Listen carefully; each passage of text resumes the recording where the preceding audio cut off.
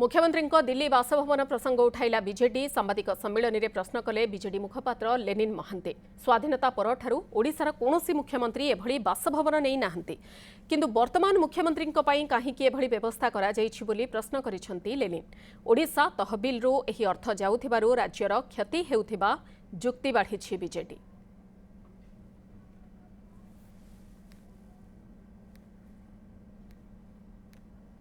आमे अनुरोध करिथुलु जे माननीय मुख्यमंत्री निजे हुंतु, माननीय मुख्यमंत्री दफ्तर जोटा को सीएमओ कुआ जाउची, सीएमओ रो कही जणे स्पोक्सपर्सन हुंतु, से माने यार उत्तर दियंतु जे स्वाधीन ओडिशा हेला परे भाषा भित्ति रे 1936 ठारू आजी पर्यंत ओडिशार एमिति केउ मुख्यमंत्री अचंती जे ओडिशा रे एकाधिक घर थिबा सत्वे सी दिल्ली रे आउ गोटे घर तांकर आवश्यकता पड़िला।